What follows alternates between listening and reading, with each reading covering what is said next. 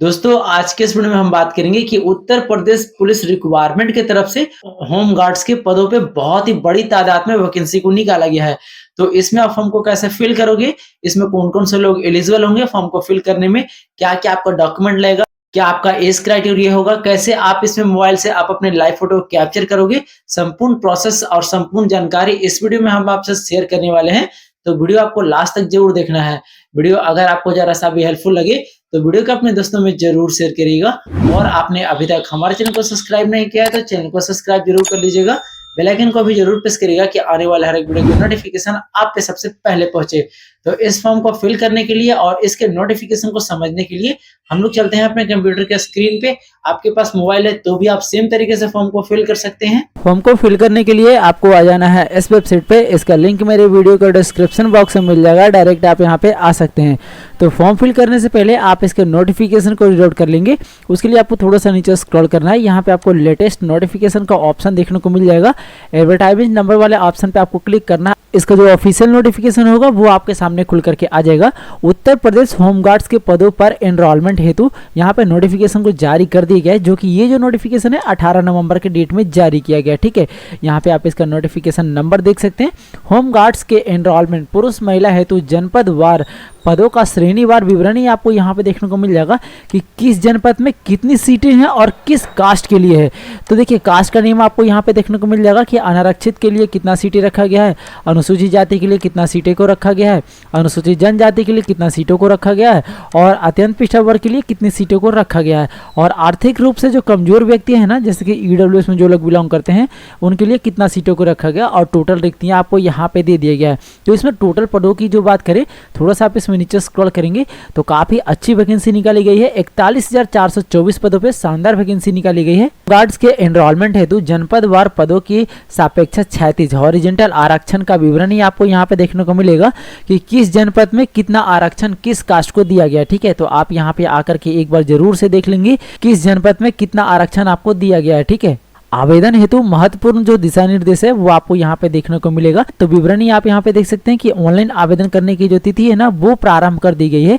तो 18/11/2025 से आप इसमें ऑनलाइन फॉर्म फिलअप कर सकते हैं और इसका जो लास्ट डेट है 17/12/2025 है। ठीक है, ऑनलाइन फॉर्म फिलअप करने के लिए जो सबसे इंपॉर्टेंट चीज है आपको OTR करना होगा, मतलब वन टाइम रजिस्ट्रेशन। अगर आपने अभी तक इसमें OTR नहीं किया है तो आप ये वाला वीडियो जाकर के देख लेना कि OTR आपको कैसे करना है, क्योंकि स्टेप बाय स्टेप प्रोसेस मैंने आपको बताया है कि OTR करने में आपसे किसी भी प्रकार का मिस्टेक ना हो।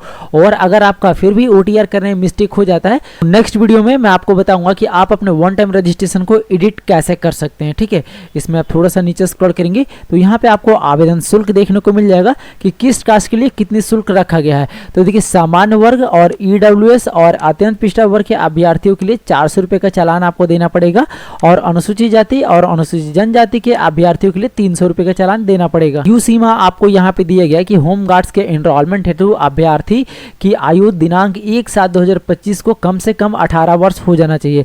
मतलब आपका जो एज होगा ना, एज की गणना आपको किस डेट से किया जाएगा, तो 1/7/2025 से आपका एज का गणना किया जाएगा। 1/7/2025 तक आपको ना 18 वर्ष हो जाना चाहिए और आपका जो अधिकतम एज होगा ना वो 30 वर्ष होना चाहिए, तभी आप इसमें अप्लाई कर सकते हैं।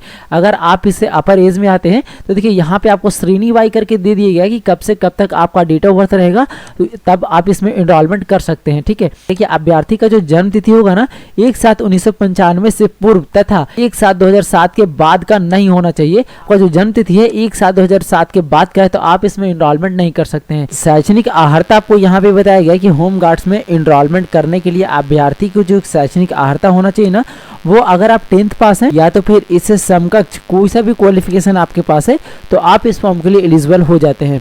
वहीं पे फ्रेंड्स बात करें कि अगर आपका 10th जो है ना वो अपेयरिंग में है तो वैसे अभ्यर्थी इस फॉर्म के लिए एलिजिबल नहीं होंगे, मतलब वैसे अभ्यर्थी इस फॉर्म को फिल नहीं करेंगे। फॉर्म को फिल करने के लिए जितना भी इंपॉर्टेंट चीजें आती है ना नोटिफिकेशन में, वो सारी चीजें मैंने आपको बताया है। अब हम लोग चलते हैं अपने फॉर्म की तरफ कि आप फॉर्म को कैसे फिल करोगे और OTR को कैसे जनरेट करोगे। तो वापस से आपको आ जाना है इस वेबसाइट पे। इसमें फॉर्म को फिल करने से पहले ना आपको OTR जनरेट करना होगा। तो देखिए यहाँ पे आपको एक ऑप्शन मिल जाता है वन टाइम रजिस्ट्रेशन अकाउंट का। इस वाले ऑप्शन पे क्लिक करके अपना OTR प्रक्रिया को पूरा कर सकते हो। अगर आपने अभी तक OTR नहीं किया है तो इस वीडियो के आई बटन में उस वीडियो का लिंक लिंक मिल जाएगा कि उससे आप देख करके कैसे आप अपना OTR करोगे, संपूर्ण प्रोसेस मैं उस वीडियो में शेयर किया हूँ आपसे, ठीक है। अगर आपने OTR कर लिया है तो डायरेक्टली आपको लॉगिन करना है। तो लॉगिन करने का जो डैशबोर्ड है ना, यहाँ पे आपको देखने को मिल जाएगा कि फॉर ऑलरेडी रजिस्टर्ड यूजर आप यहाँ पे 3 तरीके से लॉगिन कर सकते हैं। लॉगिन विथ अकाउंट से आप लॉगिन कर सकते हैं, या तो फिर लॉगिन विथ आधार ID से आप लॉगिन कर सकते हैं, या तो फिर आप अपने डिजिलॉकर से भी लॉगिन कर सकते हैं। नॉर्मली मैं आपको बताता हूँ कि लॉगिन विथ अकाउंट से आप कैसे लॉगिन करोगे। तो सिंपली इस पे आपको क्लिक करना है। अब देखिए, जो मोबाइल नंबर आपने OTR करते समय दिया था या तो फिर ईमेल ID, उस मोबाइल नंबर या ईमेल ID को यहाँ पे आपको फिल करना है। जो पासवर्ड अभी आपने वहाँ पे सेट किया उस पासवर्ड को यहाँ पे आपको फिल करना है और लॉगिन वाले ऑप्शन पे आपको क्लिक करना है। और अगर आपको पासवर्ड पता नहीं है तो यहाँ पे आपको एक ऑप्शन मिल जाता है फॉरगेट पासवर्ड का। इस वाले ऑप्शन पे आपको क्लिक करके आप अपने पासवर्ड को फॉरगेट कर लेंगे। आपके सामने 2 फैक्टर ऑथेंटिकेशन का ऑप्शन आ जाएगा। अब देखिए, आपको ईमेल ID पे OTP लेना है या तो फिर आप अपने फ़ोन पे OTP लेना है। तो आपको जिस पे भी सुविधा हो आप यहाँ से चूज़ करेंगे और उस पर क्लिक करेंगे। अब देखिए, यहाँ पे आपसे बोला गया है कि आपके रजिस्टर्ड मोबाइल नंबर पे OTP को सेंड कर दिया गया है। तो उस OTP को इस वाले कॉलम में आपको फिल करना है और लॉगिन वाले ऑप्शन पे आपको क्लिक करना है। जैसे ही आप लॉगिन कर लेते हो ना, आपको फाइनल डैशबोर्ड कुछ इस प्रकार से शो करेगा। अगर आपका आधार वेरीफाइड रहेगा तो यहाँ पे आपको शो करेगा अकाउंट वेरीफाई विथ आधार, मतलब आपका जो अकाउंट है वो आधार से सक्सेसफुली वेरीफाइड हो चुका है। ऑनलाइन फॉर्म फिल करने के लिए कुछ इंस्ट्रक्शन यहाँ पे आपको दिया गया है, तो आप इसे पढ़ना चाहते हैं तो पढ़ सकते हैं, नहीं तो डायरेक्टली यहाँ पे आपको एक ऑप्शन मिलेगा ऑनलाइन एप्लीकेशन का, इस वाला ऑप्शन पे आपको क्लिक करना है। आप जो भी इसका लास्ट डेट है और स्टार्टिंग डेट वो आपका यहाँ पे शो करेगा। फॉर्म को फिल करने के लिए इस डिक्लेरेशन को चेक मार्क करेंगे और अप्लाई वाले ऑप्शन पे आपको क्लिक करना है। तो आपके सामने कुछ इस तरह का डैशबोर्ड खुल करके आ जाएगा। 5 स्टेप में आप इसमें फॉर्म को फिल करेंगे। फर्स्ट स्टेप जो आपका होगा वो पर्सनल डिटेल का, आपको थोड़ा सा नीचे स्क्रॉल करना है। तो जो डिटेल आपने OTR में फिलअप किया ना, वो डिटेल आपको यहाँ पे शो करेगा। आप इसे सही तरीके से वेरीफाई कर लेंगे कि आपने जो भी डिटेल फिलअप किया वो सही है या नहीं है। अगर आपका सारी चीज़ सही रहता है तो यहाँ पे आपको मदर नेम फिलअप करना है, जो कि आपके ने 10th के मार्कशीट के अकॉर्डिंग आपको फिल करना है। यहाँ पे आपको वैवाहिक स्थिति बताना है कि आप मैरिड हैं या अनमैरिड हैं। उसके लिए आपको यहाँ पे क्लिक करना है और यहाँ से इसको चूज कर लेना है। चाइल्ड डिटेल आपको यहाँ पे फिल करना है। तो यहाँ पे आपसे पूछा गया कि क्या आप उत्तर प्रदेश के मूल निवासी हैं। तो अगर आप उत्तर प्रदेश के मूल निवासी होंगे तो आपको यस को चूज कर लेना है। आपका डोमिसाइल प्रमाण पत्र जारी हुआ है ना, वो किस डिस्ट्रिक्ट से जारी हुआ है, सिंपली यहाँ पे क्लिक करेंगे और आप अपने डिस्ट्रिक्ट का नाम चूज कर लेंगे, ठीक है। यहाँ पे आपसे ये पूछा गया है कि domicile certificate issue UP state authority, मतलब किस अथॉरिटी से आपका जो डोमिसाइल सर्टिफिकेट इशू हुआ ना, उस अथॉरिटी का नाम क्या है, सिंपली यहाँ पे क्लिक करेंगे। अब आपका ADM से हुआ हो या तो फिर सिटी मजिस्ट्रेट से हुआ हो या तो फिर DM से या तो फिर SDM से या तो फिर तहसीलदार से, तो आप अपने अकॉर्डिंग यहाँ पे चूज कर लेंगे। उसके बाद डोमिसाइल सर्टिफिकेट का इशू डेट आपको यहाँ पे फिल करना है। तो कैलेंडर वाले ऑप्शन पे आपको क्लिक करना है। अब जब भी आपका डोमिसाइल सर्टिफिकेट इशू हुआ होगा वहां से आपको डेट, मंथ और ईयर को चूज कर लेंगे। आपका यहाँ पे फिलअप हो जाएगा। डोमिसाइल सर्टिफिकेट का एप्लीकेशन नंबर आपको यहाँ पे फिल करना है। उसके बाद डोमिसाइल सर्टिफिकेट का सीरियल नंबर आपको यहाँ पे फिल करना है। और अगर आप उत्तर प्रदेश के रहने वाले नहीं है तो जैसे आप यहाँ पे नो को चूज करते हो, you are not a domicile of Uttar Pradesh, you are not eligible for this apply for this post. तो इस पोस्ट के लिए आप एलिजिबल नहीं होते हो अगर आप उत्तर प्रदेश के रहने वाले नहीं हो। तो आपको ओके पे क्लिक करना है। आप वही लोग इसमें अप्लाई करेंगे जो लोग उत्तर प्रदेश से होंगे, ठीक है। उसके बाद थोड़ा सा आपको नीचे स्क्रॉल करना है। कैटेगरी डिटेल आपको यहाँ पे फिल करना है। तो श्रेणी आपसे पूछा गया, सिंपली यहाँ पे क्लिक करेंगे। अब आप किस श्रेणी से बिलोंग करते हैं, जैसे अनरिजर्व यानी जनरल, SC ST या तो फिर OBC या तो फिर EWS। तो आप अपने हिसाब से आप अपने कैटेगरी को चूज कर लेंगे।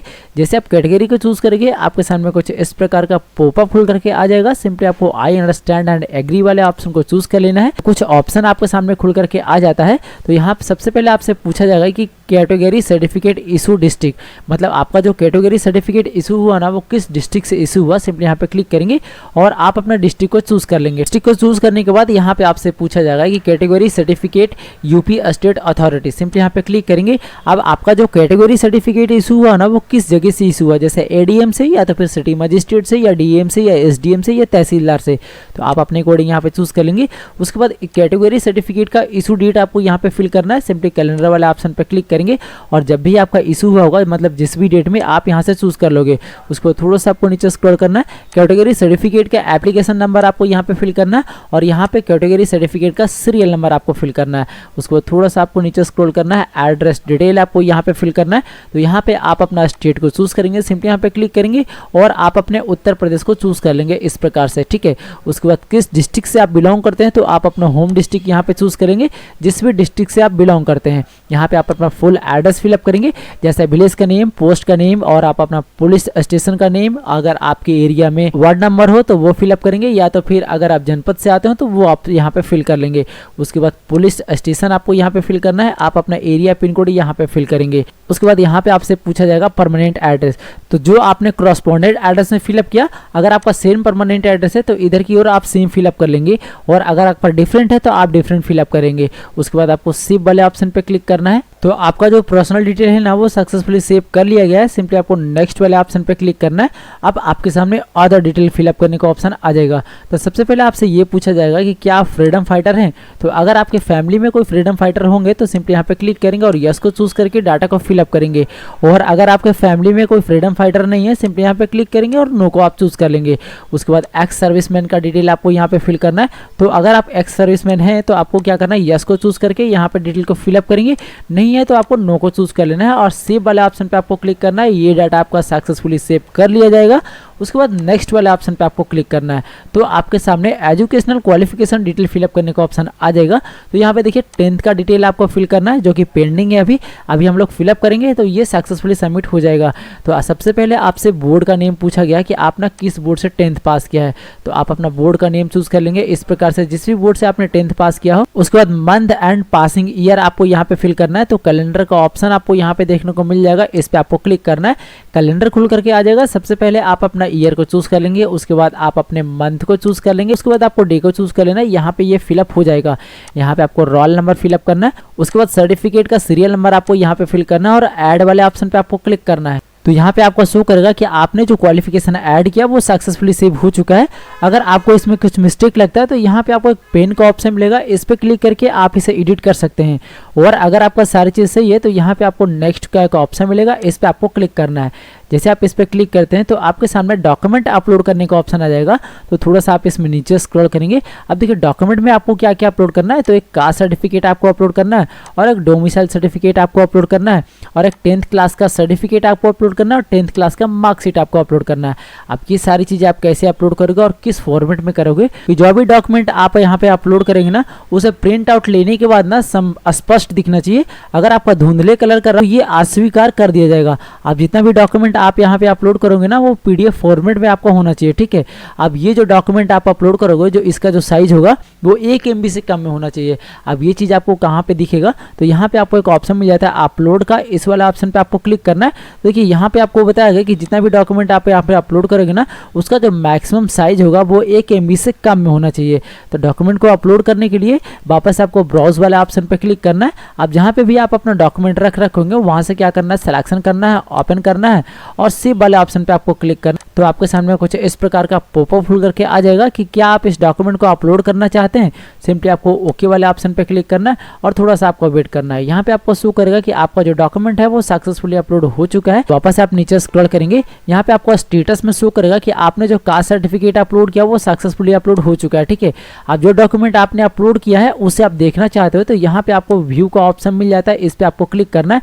आपका डॉक्यूमेंट यहाँ पे शो करेगा। तो इस प्रकार से आप इसे चेकआउट कर लेंगे, ठीक है। और बारी बारी से सभी डॉक्यूमेंट को यहाँ पे अपलोड कर लेंगे। सारे डॉक्यूमेंट को अपलोड करने के बाद ना आपको फोटो एंड सिग्नेचर अपलोड करना है। उसके लिए आपको थोड़ा सा नीचे स्क्रॉल करना है। अब देखिए यहाँ पे ना आपको लाइव फोटो को कैप्चर करना है। लाइव फोटो को कैप्चर करने के लिए ना आपके सिस्टम से वेबकैम कनेक्ट होना चाहिए, और आपका जो फोटो होगा ना वो कैसा होना चाहिए, किस तरह से आप फोटो को अपलोड करेंगे, आपको इंस्ट्रक्शन दिया गया है फोटो को अपलोड करने के लिए। सिंपल ऑफ फ्यू रिजेक्टेबल फोटो, मतलब आपका कैसा फोटो इसमें अपलोड होगा तो वो रिजेक्ट कर दिया जाएगा। तो इस पे आपको क्लिक करना है। अब देखिए किस तरह का फोटो आपका रहेगा, तो यहाँ पे रिजेक्ट रहेगा। तो देखिए यहाँ पे जो रेड कलर का दिख रहा है ना निशान, अगर इस तरह का फोटो आप अपलोड करते हैं तो आपका जो फॉर्म है ना वो रिजेक्ट कर दिया जाएगा। आपका फोटो कैसा एक्सेप्टेबल होगा, तो देखिए यहाँ पे आपको ग्रीन कलर का टिक मिल जाएगा। अगर आप इस तरह के फोटो अपलोड करते हैं आपका जो फॉर्म है वो एक्सेप्ट कर लिया जाएगा। तो वापस से इसे आप कट करेंगे। अब फोटो को अपलोड करते समय किन किन बातों का आपको ध्यान देना है, तो देखिए यहाँ पे आपको बताया the photo should have a clear front view of the candidate without cap and dark glasses. यहाँ पे आपको ये बताया गया कि अगर आप फोटो कैप्चर करते हो लाइव फोटो को तो उस समय आपके सर पे ना कैप नहीं होना चाहिए, मतलब टोपी नहीं होना चाहिए, और आपके फेस पे ना ग्लास नहीं होना चाहिए, मतलब डार्क ग्लास नहीं होना चाहिए, मतलब चश्मा होना ही नहीं चाहिए। इस प्रकार का इसका इंस्ट्रक्शन रहता है, ठीक है, जितना भी आप लाइव फोटो लेते हो, ठीक है। या तो फिर आपके फेस पे मार्क्स नहीं होना चाहिए, ईयर ऑफ हेड पे आपका क्लॉथ नहीं होना चाहिए, या तो फिर आपके गले में ज्वेलरी नहीं होनी चाहिए, और आप जहाँ पे फोटो कैप्चर करोगे वहाँ पे क्लियर लाइटिंग की व्यवस्था होनी चाहिए, तभी आपका फोटो यहाँ पे सक्सेसफुली अपलोड हो पाएगा। उसके बाद बात कर लेते हैं हम लोग सिग्नेचर की। तो सिग्नेचर का साइज है वो आपको यहाँ पे देखने को मिल जाएगा। आपको जो सिग्नेचर अपलोड करना है कम से कम 5 KB में आपको अपलोड करना है, और ज़्यादा से ज़्यादा 20 KB में आपको सिग्नेचर को अपलोड करना है। सिग्नेचर का जो हाइट विड्थ है वो आपको यहाँ पे दिया गया है कि इसका जो विड्थ रहेगा 140 पिक्सल रहेगा, और इसका जो हाइट रहेगा वो 60 पिक्सल रहेगा। ठीक है, लाइव फोटो को कैप्चर करने के लिए तो अपने मोबाइल के किसी भी ब्राउजर को ओपन करेंगे, और ओपन करने के बाद आपको इस वेबसाइट पे आ जाना है। ठीक है, उसके बाद आपको थोड़ा सा नीचे स्क्रॉल करना है। यहाँ पे आपको 3 तरीके से लॉगिन करने को देखने को मिल जाएगा, तो आप किसी भी एक तरीके को आजमा के यहाँ पे आप लॉगिन कर लेंगे। जैसे ही आप लॉगिन कर लोगे ना, आपका इंटरफेस कुछ इस प्रकार से शो करेगा जैसे कि आपका कंप्यूटर पे शो कर रहा था। ठीक है, वापस आप इसमें थोड़ा सा नीचे स्क्रॉल करेंगे, ऑनलाइन एप्लीकेशन वाले ऑप्शन पे आपको क्लिक करना, आपके सामने वापस से इस प्रकार का इंटरफेस शो करेगा। डिक्लेरेशन को चेक मार्क करेंगे और अप्लाई वाले ऑप्शन पे आपको क्लिक करना है, तो वापस से आपको उसी तरीके से ऑप्शन शो करेगा जैसा आपका कंप्यूटर पे शो कर रहा था। आपको सिर्फ नेक्स्ट नेक्स्ट करते जाना है, क्योंकि आपने तो यहाँ पे डिटेल फिलअप कर लिया है। बस आपको क्या करना है, लाइव फोटो कैप्चर करना है। तो यहाँ से नेक्स्ट करेंगे, वापस से नीचे जाएंगे, वापस से नेक्स्ट करेंगे, फिर से नीचे जाएंगे, और फिर से आपको क्वालिफिकेशन डिटेल को भी नेक्स्ट कर देना है। फोटो को कैप्चर करने के लिए यहाँ पे आपको एक ऑप्शन मिल जाता है कैप्चर लाइव इमेज का, इस वाले ऑप्शन पे आपको क्लिक करना है। आपका जो वेबसाइट होगा कुछ परमिशन मांगेगा, और यहाँ पे आपको परमिशन दे देना है, तो आपके सामने कुछ इस प्रकार का पेज खुल करके आ जाएगा लाइव फोटो कैप्चर करने के लिए। अब देखिए लाइव फोटो आप कैसे कैप्चर करोगे, तो ये जो ब्लू कलर का आपके सामने घेरा दिख रहा है ना, इस ब्लू कलर के घेरे में ना आपको अपने फेस को कैप्चर करना है। फेस को कैप्चर करने के बाद आप अपने आई को ब्लिंक करेंगे, उसके बाद कैप्चर वाले ऑप्शन पे आपको क्लिक करना है। आपका जो लाइव फोटो है ना वो कैप्चर होकर के यहाँ पे शो करेगा। थोड़ा सा आप नीचे स्क्रॉल करेंगे, सिग्नेचर का जो इंस्ट्रक्शन है वो मैंने कंप्यूटर के स्क्रीन पे आपको बताया था, सेम उसी तरीके से आपको सिग्नेचर बना लेना है।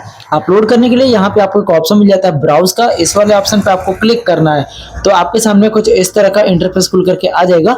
आप अपने सिग्नेचर को सिलेक्शन करेंगे, यहाँ पे डन का एक ऑप्शन मिलेगा, डन पे क्लिक करेंगे। अगर आपका सिग्नेचर जो है ना इस बॉक्स से बाहर जाता है तो आपको जूम माइनस या तो फिर जूम प्लस कर लेना है। ठीक है, और अगर आपका सिग्नेचर सही है तो यहाँ पे आपको सही का टिक मिल जाता है, इस पे आपको क्लिक करना है। जैसे आप इस पे क्लिक करेंगे और थोड़ा सा आप इसमें नीचे स्क्रॉल करेंगे, सिग्नेचर यहाँ पे आ चुका है। तो सिग्नेचर को अपलोड करने के बाद आपको क्या करना है, इसे सेव करना है, तो वापस इसमें थोड़ा सा आप नीचे स्क्रॉल करेंगे। अब स्क्रॉल करने के बाद यहाँ पे आपको एक ऑप्शन मिल जाता है सेव का, इस वाले ऑप्शन पे आपको क्लिक करना है। जैसे आप सेव वाले ऑप्शन पे क्लिक करेंगे ना, तो यहाँ पे आपको शो करेगा कि आपका जो प्रोफाइल फोटो एंड सिग्नेचर है वो सक्सेसफुली सेव हो चुका है। उसके बाद आपको नेक्स्ट का एक ऑप्शन मिलेगा, यहाँ पे नेक्स्ट वाले ऑप्शन पे आपको क्लिक करना है। जैसे आप नेक्स्ट वाले ऑप्शन पे क्लिक करते हो तो अब आपका जो फोटो एंड सिग्नेचर है वो सक्सेसफुली सबमिट हो चुका है। अब आपको परफॉर्मेंस एंड प्रीव्यू देखने को मिल जाएगा। तो आपको क्या करना है, आप यहाँ से इसे लॉग आउट कर देना। इस प्रकार से लॉग आउट करने के बाद वापस से आप अपने कंप्यूटर के स्क्रीन पे इसे लॉग इन करेंगे। जैसा कि मैंने अभी आपको बताया कि आप अपने लाइव फोटो और सिग्नेचर को आप अपने मोबाइल की मदद से अपलोड कर लेंगे तो आपका कुछ इस प्रकार से शो करेगा। उसके बाद आपको थोड़ा सा इसमें नीचे स्क्रॉल करना है, एक सेव का ऑप्शन मिलेगा, इस पे आपको क्लिक करना और नेक्स्ट वाले ऑप्शन पे आपको क्लिक करना है। अगर आपके पास एनसीसी सर्टिफिकेट है तो आपको क्या करना है, यस को चूज करना है और यहाँ पे कौन सा एनसीसी सर्टिफिकेट है आपके पास वो आपको बताना है। ठीक है, और अगर आपके पास एनसीसी सर्टिफिकेट नहीं है तो आपको नो को चूज कर लेना, ये सारा कॉलम बंद हो जाएगा। ठीक, उसके बाद इंडियन स्काउट एंड गाइड का एक ऑप्शन मिलेगा, तो अगर आपके पास इंडियन स्काउट एंड गाइड का सर्टिफिकेट है तो आपको यस को चूज करना है और यहाँ पे उसका सर्टिफिकेट को अपलोड करना है। और अगर आपके पास इंडियन स्काउट एंड गाइड का सर्टिफिकेट नहीं है, सिंपली आपको नो को चूज कर लेना, ये कॉलम भी बंद हो जाएगा। उसके बाद यहाँ पे आपसे पूछा जाएगा कि UPSC-MA के तत्वाधान में आयोजित आपदा मित्र प्रशिक्षण प्रमाण पत्र अगर आपके पास है तो आपको यस को चूज कर लेना है और उसका जो सर्टिफिकेट है वो आपको यहाँ पे अपलोड करना है, नहीं तो आपको नो को चूज कर लेना है। उसी प्रकार से देखेंगे 4 पहिया वाहन की बैड ड्राइविंग लाइसेंस अगर आपके पास है तो आपको क्या करना है, यस को चूज करना है, ड्राइविंग लाइसेंस को यहाँ पे आपको अपलोड करना है। और अगर आपके पास 4 व्हीलर का ड्राइविंग लाइसेंस नहीं है, सिंपली आपको नो को चूज कर लेना है और थोड़ा सा आपको नीचे स्क्रॉल करना है। अब जितना भी डिक्लेरेशन आपके सामने दिखेगा ना, सभी डिक्लेरेशन को आपको इस प्रकार से चेक मार्क कर लेना। ठीक है, इसको चेक मार्क करने के बाद आपको थोड़ा सा इसमें नीचे स्क्रॉल करना है। यहाँ पे आपको पहले से फिलअप करना है कि आप ना ये फॉर्म कहाँ से फिल कर रहे हैं। उसके बाद आपका सिग्नेचर यहाँ पे देखने को मिल जाएगा। यहाँ पे आपको एक ऑप्शन मिलेगा प्रीव्यू एप्लीकेशन का, इस वाला ऑप्शन पे आपको क्लिक करना है से लेकर के फॉर्म को फाइनल सबमिट तक जो भी आपने डिटेल यहाँ पे फिल किया वो पूरा डिटेल आपको यहाँ पे शो करेगा।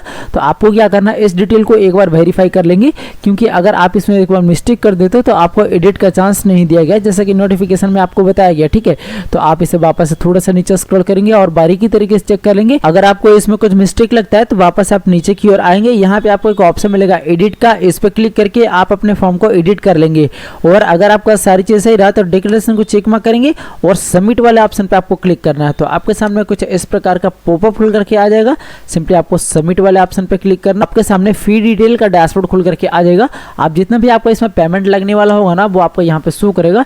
इसे पेमेंट करने के लिए यहाँ पे आपको एक ऑप्शन मिल जाता है पे विथ SBI ई-पे का, इस वाले ऑप्शन पे आपको क्लिक करना। कुछ टर्म कंडीशन खुल करके आ जाएगा, ना चाहते हैं तो पढ़ सकते हैं, नहीं तो आपको इस डिक्लेरेशन को चेक मार्क करना है और आगे बढ़े वाले ऑप्शन पे आपको क्लिक करना है और थोड़ा सा वेट करना है। आपके सामने मल्टीपल पेमेंट करने का ऑप्शन आ जाएगा। जैसे आपके पास क्रेडिट कार्ड है, डेबिट कार्ड है, इंटरनेट बैंकिंग से आप पेमेंट करना चाहते हैं या तो फिर आप UPI से या तो फिर QR कोड से पेमेंट करना चाहते हैं, तो आप अपने अकॉर्डिंग सिलेक्शन करके यहाँ पे पेमेंट प्रक्रिया को कंफर्म कर लेंगे।